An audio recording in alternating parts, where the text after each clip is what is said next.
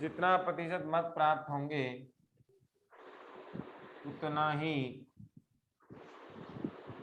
उतनी ही सीटें मिलेंगी, सीटें प्राप्त होंगी। देखो यहां तक की एक बात देख लो, हम अंतर कर रहे हैं सर्वाधिक मत जीत प्रणाली और समानुपातिक पद्धति में। इसमें क्या क्या है, निर्वाचन क्षेत्र कैसे होते हैं, इधर छोटे निर्वाचन क्षेत्र होते हैं, इधर कैसे होते हैं, इसमें पूरा देश निर्वाचन क्षेत्रों में बटा होता है, इसका मतलब बड़े निर्वाचन क्षेत्र इसमें होते हैं। फिर देखो निर्वाचन क्षेत्र एक से एक ही प्रतिनिधि चुना जाता है, इधर एक निर्वाचन क्षेत्र से कई प्रतिनिधि आ सकते हैं, 2, 5, 7 भी आ सकते हैं, कहीं कोई दिक्कत नहीं है। मतदाता प्रत्याशी उम्मीदवार को वोट देता है, नाम पर वोट पड़ता है, काम पर वोट पड़ता है। यहाँ पार्टी की छवि, पार्टी के मैनिफेस्टो, पार्टी के काम पर वोट पड़ता है। पार्टी को प्राप्त मतों के प्रतिशत से कम या ज्यादा सीटें मिल सकती हैं, जितना प्रतिशत मत प्राप्त होगा उतनी ही सीटें मिलेंगी। लिखो फिर मैं समझाता हूं।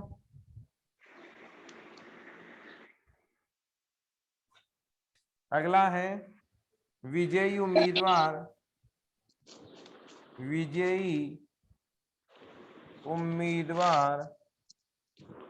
के लिए जरूरी नहीं कि 50+1% मतदान प्राप्त हो, इधर जरूरी है, इधर क्या है, जरूरी है।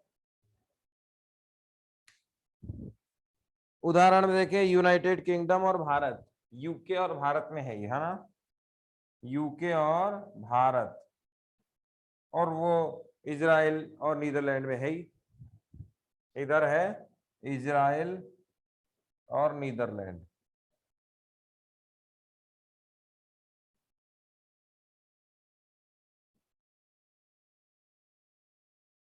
अब देखो शुरुआत से क्या है ये, पहले तो सवाल लिख लो, सर्वाधिक मत जीत प्रणाली और समानुपातिक पद्धति में अंतर लिखें। सर्वाधिक मत जीत प्रणाली और समानुपातिक मत पद्धति में अंतर स्पष्ट कीजिए।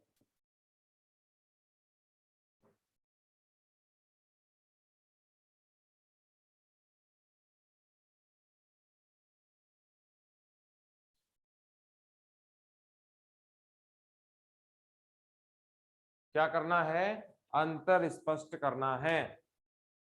अब देखो एक एक चीज अपन डिटेल से देखते हैं, जो अंतर समझ में नहीं आए वो पूछ लेना आप, है ना। पहला देखो, छोटे निर्वाचन क्षेत्र होते हैं किसमें, सर्वाधिक मतजीत में। सर्वाधिक मत जीत में, ठीक है। लोकसभा में टोटल संख्या कितनी भारत में, अधिकतम 545, वर्तमान में कितनी, 545 है, और अधिकतम अधिकतम 552 है, 552 है। है। और कितने विभागों में बांटेंगे हम लोग, यहाँ तो 550 में, और यहाँ 543 में, क्योंकि मनोनीत सदस्यों की संख्या कितनी होती है, लोकसभा में मनोनीतों की सदस्य संख्या 2, इसीलिए 543 या 550 में इलेक्शन होगा। यदि सदस्य संख्या 552 है तो 550 पे चुनाव होंगे, यदि सदस्य संख्या 545 है तो 543 पे चुनाव होंगे। 2 सदस्य कैसे होते हैं, मनोनीत होते हैं, किसके द्वारा, राष्ट्रपति जी के द्वारा। ये हमने पढ़ी रखा था, एंग्लो इंडियन पर्सन होते हैं, ऐसे भारतीय जिनके माता या पिता में से एक कौन हो, ब्रिटिश का हो, ब्रिटेन का हो, तो ये कौन से लोग कहलाते हैं, एंग्लो इंडियन कहलाते हैं। अभी इस प्रावधान को खत्म भी कर दिया गया है 104वें संविधान संशोधन से। छोटे निर्वाचन क्षेत्र कैसे होंगे, सबको पता है, लोकसभा विधानसभा में छोटे निर्वाचन क्षेत्र होते हैं। राजस्थान विधानसभा के चुनाव में राजस्थान को कितने भागों में बांटा जाता है, कौन बताएगा?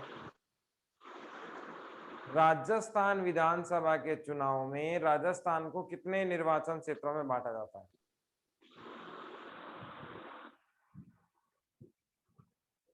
राजस्थान में विधानसभा की सीटें कितनी हैं?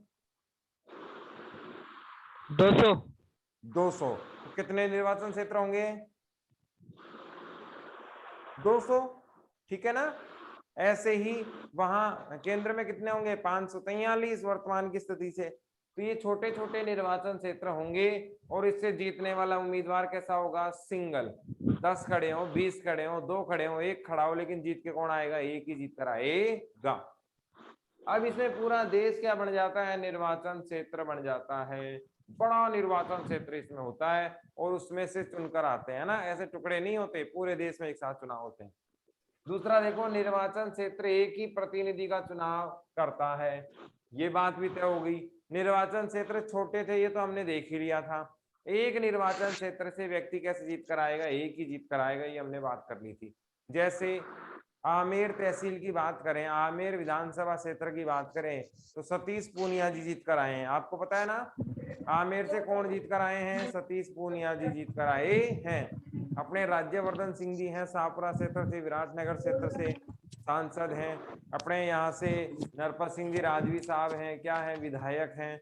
और बहुत सारे काम आपने सुने होंगे ना, विधानसभा के क्षेत्र हो या संसद के क्षेत्र हो, प्रत्येक से व्यक्ति कितना चुनकर आएगा? एक ही चुनकर आएगा। यहां तक की बात में क्या दिक्कत आई बताओ? इसमें से क्या पूछना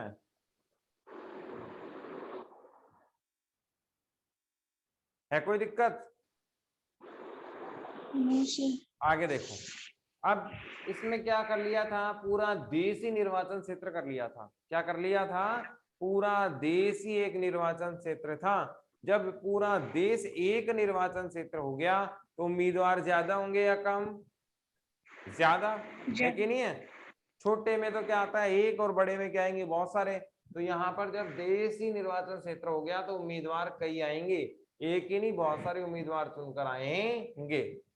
यहाँ देखो, मतदाता किसको वोट देता है? उम्मीदवार को वोट देता है, प्रत्याशी को वोट देता है, नेता को वोट देता है।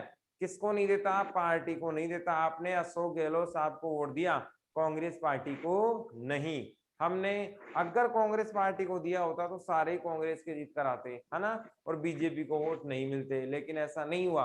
हमने किसको दिया है? उम्मीदवार को भी वोट दिया है। जब हम वोट डालने जाते हैं तो क्या क्या देखते हैं? उम्मीदवार कौन है, कौन सी पार्टी का है, कौन सी जाति का है, कौन से क्षेत्र से आता है, कैरेक्टर कैसा है, पिछला कार्य कैसा है, आगे क्या काम करेगा, वादे क्या किए हैं, पैसे वाला है या नहीं, हमारे से जुड़ाव रखता है कि नहीं रखता, हमारे क्षेत्र का है या नहीं, बाहरी तो नहीं है। इतनी बातें देखते हैं ना हम लोग। अरे जब भी वोट डालने जाते हैं हम लोग, कौन से विधानसभा या सांसद के, संसद के जब वोट डालने जाते हैं, तो इतनी बातें हम देखते हैं कि इन इन बातों में कहां कहां मामला फिट होता है। हमने देखा कि उम्मीदवार हमारे लोकल का है या नहीं, हमारी जाति। आप देखो, भारत में जाति फैक्टर बहुत बड़ा एक इश्यू है ना, बहुत लंबा चौड़ा जाति का मामला होता है। जाति आधारित मंत्री बनते हैं, जाति आधारित टिकट मिलता है, जाति आधारित मतदान होता है, जाति आधारित सरकारें बदल जाती है ना। तो हमारे यहाँ प्रत्याशी को वोट दिया जाता है, किन किन चीजों को, ये मैंने आपको बता दिया है ना। सवाल आता है कि भारत में जाति और धर्म चुनाव को कैसे प्रभावित करते हैं, तो इसका आंसर क्या आएगा कि भारत में जाति आधारित नेता बनते हैं, जाति आधारित मंत्री बनते हैं, जाति आधारित मंत्री के अलावा विशेषाधिकार दिए जाते हैं, जाति को खुश करने के लिए समीकरण बनाए जाते हैं, सरकार में हिस्सेदारी जाति के आधार पर होती है, होती कि नहीं होती? अभी भारत सरकार में सबसे ज्यादा हिस्सेदारी कौन सी वर्ग की है? SC ST OBC journal.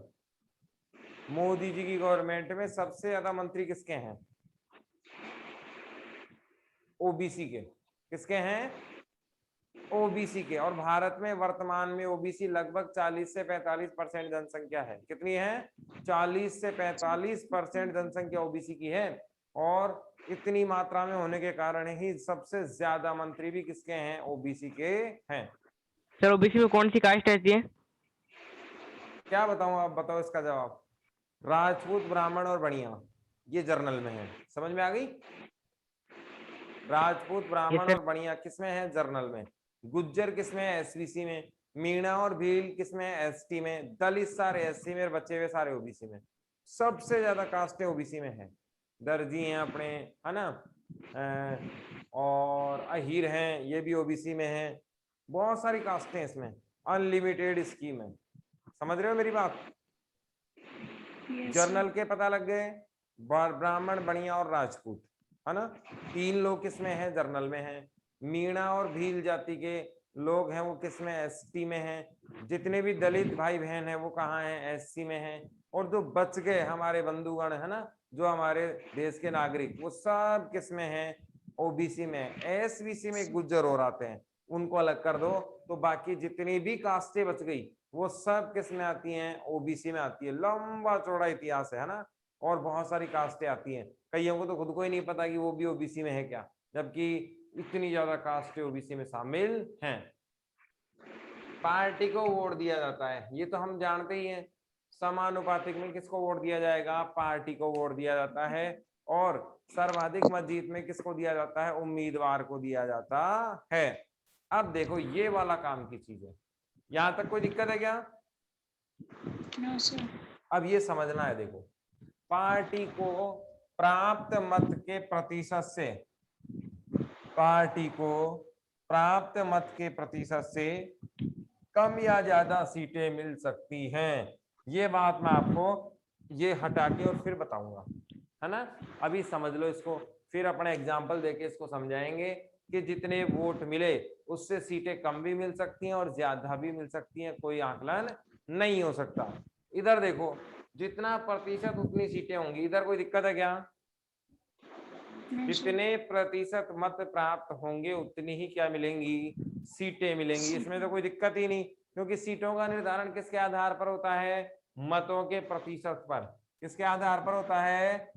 मतों के परसेंटेज पर। जितने परसेंट वोट उतनी प्रतिशत सीट।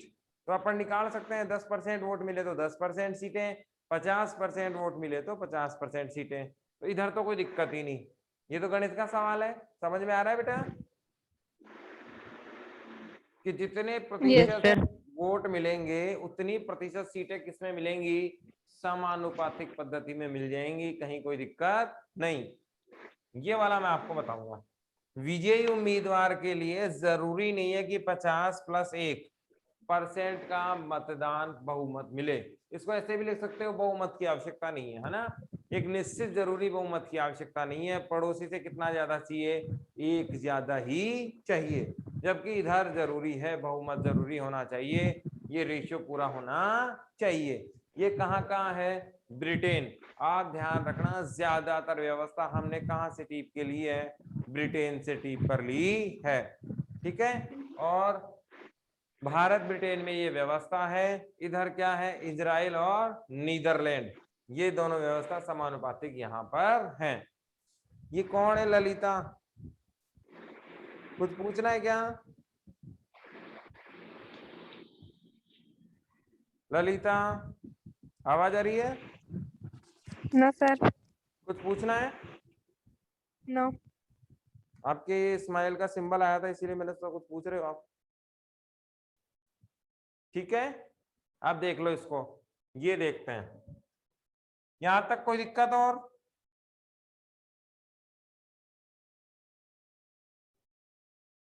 सर फिफ्थ वाला पॉइंट एक बार दोबारा समझाना। फिफ्थ वाला? Yes sir. 5 नंबर में कुछ भी नहीं है। इधर क्या है? निश्चित बहुमत नहीं चाहिए। निश्चित बहुमत नहीं चाहिए, उधर चाहिए।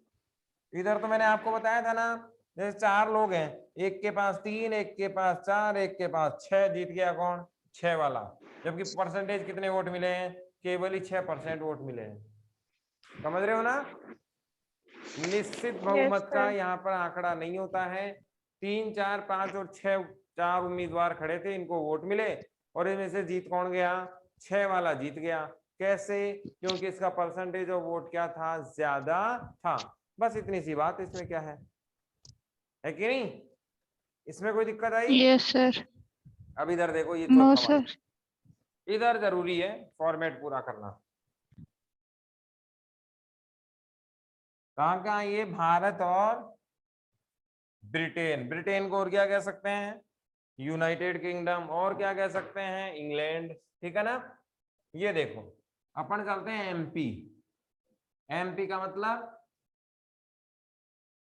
मध्य प्रदेश। मध्य प्रदेश। ठीक है। मुख्यमंत्री कौन है? शिवराज सिंह चौहान। हाँ, शिवराज सिंह जी हैं।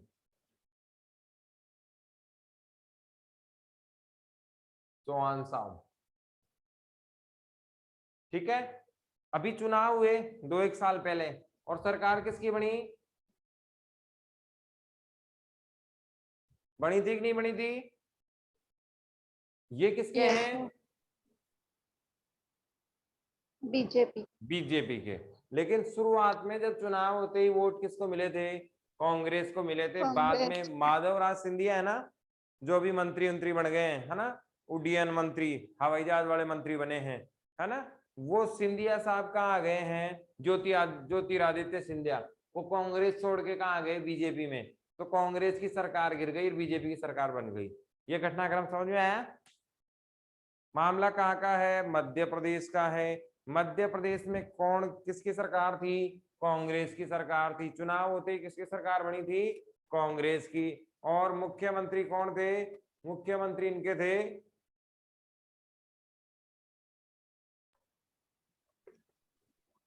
मुझे नाम नहीं याद आ रहा अच्छा सा नाम उनका, कांग्रेस का ही बुजुर्ग व्यक्ति है, लेकिन नाम आ रहा था ज्योति आदित्यनाथ सिंधिया का मुख्यमंत्री बनने में। इनको मुख्यमंत्री नहीं बनाएगा कांग्रेस से, इन्होंने बगावत कर दी। बगावत करके किधर चले गए? कांग्रेस में, बीजेपी में। अभी ये क्या है? मंत्री बने हैं, अभी कल परसों ही, है ना, मंत्रिमंडल विस्तार हुआ है ना मोदी जी का, जिसमें ये मंत्री बने हैं, राज्यसभा से सांसद थे। अब मामला क्या है वो अपन देखते हैं। यहाँ क्या हुआ? 2 पार्टियां थी, एक तो कांग्रेस और एक कौन सी थी? बीजेपी। बीजेपी को वोट मिले ज्यादा, कांग्रेस को वोट मिले कम। सीटें ज्यादा आई कांग्रेस की और सीटें कम आई बीजेपी की। ये मामला था। उल्टा हो गया ना काम। कांग्रेस को वोट मिले कम, ज्यादा किसको मिले? बीजेपी को। सीटें कम किसकी आई? बीजेपी की। और ज्यादा किसकी आई? कांग्रेस की। जबकि आनी किसकी चाहिए थी? बीजेपी की ज्यादा आनी चाहिए। समझ रहे हो बात क्या है? यानी कि कांग्रेस बीजेपी ने चुनाव लड़ा, वोटों का परसेंटेज ज्यादा किसको मिला? बीजेपी को। और सीटें ज्यादा किसकी आई? कांग्रेस की। जबकि आनी किसकी चाहिए थी? बीजेपी की। बस यही बात समझनी है कि कांग्रेस की सीटें ज्यादा क्यों आई। ये सर्वाधिक मतजीत प्रणाली में कहीं समझ में नहीं आएगा, किताब में ये दे नहीं रखा है, और आपको यहां ध्यान से समझना है ना। देखो 3 उम्मीदवार लेते हैं अपन, ए बी सी। ठीक है। पहले उम्मीदवार को 1000 वोट मिले, इधर वाले को मिले 1001, ये बीजेपी वाले और ये कांग्रेस वाले। ठीक है। दूसरे को मिले 1002 वोट, इसको मिले 10,000 वोट। कितने मिले? 10,000 वोट मिले। इधर 1003 वोट मिले, फिर इसको 1000 या 999 वोट मिले। इतनी गणित समझ में आई? एग्जाम्पल समझ में आ रहा है? एक तरफ मैंने किसको रखा है? कांग्रेस वालों को। एक तरफ मैंने किसको रखा है? बीजेपी वालों को। समझ में आ रही है बात? और जोड़ लो इसमें 2-4, फिर और समझ में आ जाएगा। 102 फिर से मिल गए इसको, है ना, और इसको मिल गए सिर्फ 998, फिर मिले 104, और फिर मिले 1001, और फिर मिले 1005, और फिर मिल गए 10,070। गणित समझ में आया? एग्जाम्पल दिख रहा है? देखो ये तो कौन है? कांग्रेस वाले। ये कौन है? बीजेपी वाले। अब देखो जीता कौन, उसका रिजल्ट निकालते हैं। यहाँ कौन जीता भाई पहले वाले में? कांग्रेस। कांग्रेस। देखो सीट एक करते जाओ प्लस। दूसरे वाले में कौन जीता? बीजेपी। बीजेपी। बीजेपी लगभग 9,000 वोटों से। कितने वोटों से जीती? 9,000। ये एक से जीता था, और ये कितने से जीता? 9,000 से। इसमें कौन जीता? कांग्रेस। कांग्रेस। कितने वोटों से? 4 से। 4। इसमें कौन जीता? कांग्रेस। कांग्रेस। कितने वोटों से? 4। 4 वोटों से। इसमें कौन जीता? कांग्रेस। कांग्रेस। कितने वोटों से? 3 वोटों से। और इसमें कौन जीता? बीजेपी। बीजेपी। फिर लगभग 9,000 वोटों से। यही बात आई। अब काउंट कर लो, 1 2 3 4 सीटें तो किसकी आई? कांग्रेस की। बीजेपी की कितनी आई? केवल 2। कितनी सीटें आई? 2। वोटों का परसेंटेज देखो, 18,000 तो किसके पास है? बच रहे हैं कांग्रेस के पास, है कि नहीं है? देखो वोटों का परसेंटेज कितना ज्यादा अंतर आया। और इधर कितने आए? 4 4 8 और 4 12। देखो अंतर कितना नजर आ रहा है, समझ में आया? बीजेपी को वोटों का परसेंटेज बहुत ज्यादा मिला, लेकिन वो कुछ ही लोग ले पाए, सब नहीं ले पाए, है कि नहीं है? और इनकी सीटें क्या निकल गई? ज्यादा कम परसेंटेज होते हुए भी। कोई कुछ पूछ रहा है ललिता क्या? को साइलेंट कराना, एक बार समझ में नहीं आ रहा है कुछ। क्या हुआ? ललिता की वॉइस अनम्यूट है। दोबारा बोलो। ये ललिता कौन है? इसकी वॉइस अनम्यूट है, फिर इसको म्यूट करना है, एक बार समझ में नहीं आ रहा है कुछ।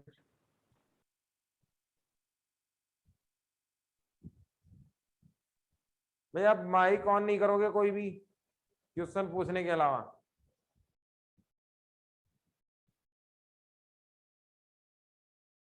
देखो ये तो समझ में आया, एग्जाम्पल लिख लिया था वो। इधर तो कौन है? Yes sir. कांग्रेस वाले। इधर कौन है? बीजेपी वाले।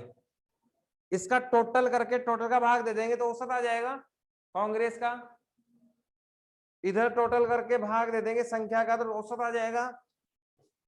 डी ई और एफ कितने लोग हैं? 6 लोग हैं। अगर मैं इधर को जोड़कर 6 का भाग दे दूं तो कांग्रेस का औसत आ जाएगा कि नहीं आ जाएगा? इधर बीजेपी का टोटल करके मैं 6 का भाग दे दूं, बीजेपी का औसत आ जाएगा। अब हम जीत का रेशियो देखते हैं। एक ही वोट से कौन जीत गया? कांग्रेस वाला। तो कांग्रेस का परसेंटेज कितना वोट बढ़ा? 1% वोट बढ़ा। इधर 2 वाला जीता, है ना? 9,000 से जीत गया कौन? बीजेपी वाला। तो 9,000 परसेंटेज, एक तरीके से आप इसका परसेंटेज रेशियो निकालोगे तो 9,000 के आसपास ये बढ़ गया सीधा ही, है ना? तो अंतर कितने का आ गया? 9,000 प्लस हो गई बीजेपी। लेकिन सीट कितनी निकली? केवल 1। यहां देखो 4 ही वोटों के अंतर से कौन जीत गई? कांग्रेस। तो कांग्रेस का जो परसेंटेज बढ़ना था वो उतना नहीं बढ़ा, केवल 4 का ही अंतर लेकर आए। लेकिन सीट कितनी निकाल लेगा? केवल 4 वोटों में 1। यहाँ तो 9,000 में 1 ही सीट मिली इनको, यहाँ पर 4 वोटों में 1 सीट चुपचाप निकाल ले गया। फिर देखो यहाँ पर 4 का ही अंतर आया, फिर 1 और सीट आ गई। फिर यहाँ पर 3 का ही अंतर आया, फिर यहाँ पर 9,000 का अंतर आ गया। अब देखो बीजेपी को कांग्रेस से ज्यादा वोट कितने मिले? 18,000। और इधर कितने वोट मिले? केवल 4 ही। कांग्रेस को कितने ज्यादा वोट मिले बीजेपी से? 4 ही। तो परसेंटेज या मतदान ज्यादा किसको मिला? बीजेपी को। और सीटें ज्यादा किसको मिल रही हैं? कांग्रेस को। इसका मतलब ये साबित होता है कि सभी उम्मीदवार यदि ज्यादा वोट लेकर आएंगे तब तो सीटें ज्यादा मिलती हैं। कुछ उम्मीदवार यदि बहुत ज्यादा वोट लेकर आते हैं तो उससे सीटें निकलती नहीं है। और सर्वाधिक मत जीत प्रणाली में ये जरूरी नहीं है कि आप ज्यादा वोट प्राप्त करेंगे तो आपकी सीटें भी ज्यादा आ जाएंगी। इसका कारण समझ में आया? अगर आप जीत का अंतर ज्यादा रख लेते हैं तब भी जीत उतनी इंपॉर्टेंट है, 1 वोट से जीतता है तब भी इतनी इंपॉर्टेंट है, क्योंकि सीट केवल 1 ही आएगी। समझ में आ रहा है बात? एक उम्मीदवार 10 लाख से जीत जाए, 1 वोट से जीत जाए, 100 से जीत जाए, चाहे 50,000 से जीत जाए, जीतेगा कितना? 1 ही जीतेगा। लेकिन यहाँ भी देखो बहुत कम मार्जिन से जीतकर भी सीटें निकाल रहे हैं। यही कारण हुआ एमपी में बीजेपी के वोट परसेंटेज तो ज्यादा थे, यानी कि जो उम्मीदवार थे वो बड़े अंतर से जीत कर आए, लेकिन सारे उम्मीदवार नहीं जीत के आए। इसीलिए कांग्रेस के उम्मीदवार तो जीते ज्यादा और बीजेपी को वोट ही ज्यादा मिले, सीटें ज्यादा नहीं मिली, है ना। जो जितने उम्मीदवार जीत कर आए थे वो बड़े अंतर से जीत कर आए थे कांग्रेस से, इसीलिए परसेंटेज ऑफ वोट तो बढ़ गया लेकिन सीटें नहीं बढ़ी। बताओ क्या दिक्कत आई? कहीं दिक्कत है क्या इसमें? No sir. आ गया समझ नो में? सर। Yes sir. ये ऑफिशियल सचिन गुजर कौन है भाई? ये ऑफिशियल ऑफिशियल हटाओ सब और केवल सादा नाम लिखा करो जो आपकी एग्जाम की लिस्ट में है ना। यहाँ स्कूल जो रिकॉर्ड में नाम है ना वो ही लिखेंगे आप लोग, ताकि हमें समझने में दिक्कत नहीं आए। और अगर मेरे लिस्ट से मैच नहीं हुआ तो उस बच्चे को मैं रिमूव कर दूंगा। आपको केवल वही नाम लिखना है जो मेहता स्कूल में आपका रजिस्ट्रेशन के समय, एडमिशन के समय आपने लिखवाया था। ठीक है बेटा, ये अनिवार्य है ताकि हम पहचान सके किस बच्चे ने क्लास ली और किस बच्चे ने नहीं तो फिर आपको हम कॉल कर करके परेशान करेंगे, फिर आपको भी डिस्टरबेंस होगा, मुझे भी डिस्टरबेंस होगा। इसीलिए कॉल की आवश्यकता नहीं पड़े। कोई ऐसा बच्चा क्लास ले भी रहा और हम कॉल भी करें तो सही चीज नहीं है ना। पेरेंट्स को भी ऐसा लगता है कि कॉल क्यों आ रहा है जब क्लासे हम ले रहे हैं। इसीलिए आप क्लास लेते समय वही नाम लिखा करो।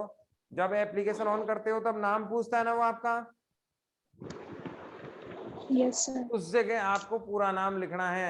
ये ऑफिशियल वगैरह सब हटा देने। सचिन इसको रिमूव करके कल से करना, और ये इमेज वगैरह मत लगाया करो, सादा सिंपल होना चाहिए। बताओ बेटा क्या समझ में नहीं आया यहां तक? आगे बढ़े।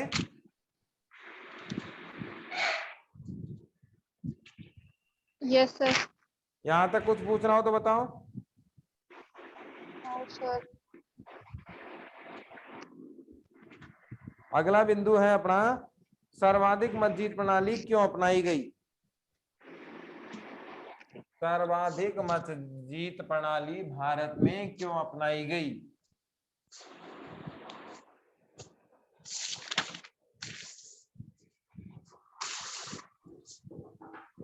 देखो, इसमें पहली विशेषता तो यह है कि जीत का निश्चित बहुमत नहीं चाहिए। क्या नहीं चाहिए? बहुमत नहीं चाहिए।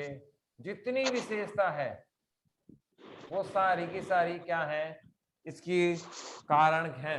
दूसरा देखो, समानुपातिक और सर्वाधिक मत जीत में से आप उम्मीदवार को डायरेक्ट कौन सी प्रणाली में जानते हैं?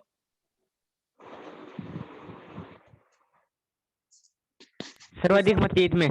किसमें? सर्वाधिक मत जीत में। हाँ, तो मतदाता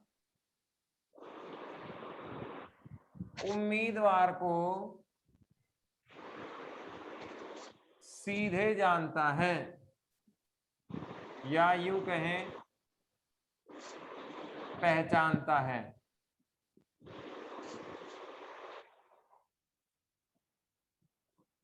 और देखो, स्थानीय मुद्दे होते हैं। मुद्दे कैसे होंगे? स्थानीय, क्योंकि उम्मीदवार कैसा होता है? स्थानीय होता है, तो मुद्दे भी कैसे होंगे? स्थानीय ही होंगे। आसानी से संभव है क्या चुनाव करवाना। इसमें कोई कैलकुलेशन की जरूरत नहीं पड़ती, है ना। किसी भी प्रकार की कोई कैलकुलेशन जरूरत ही नहीं है। 4 आदमी खड़े हुए, 5 आदमी खड़े हुए, जिसमें से एक ज्यादा मिला जिसको वो ही जीत गया, तो कोई कैलकुलेशन करने की जरूरत ही नहीं है। नेता या उम्मीदवार पहले से तय होता है। पहले से क्या होता है? तय होता है कि हमारा सेवक यही होगा, है ना। उधर तो बदल सकते हैं अपन बाद में भी, है ना। इधर नहीं बदल सकते, इधर तो फिक्स होता है। जागरूकता के लिए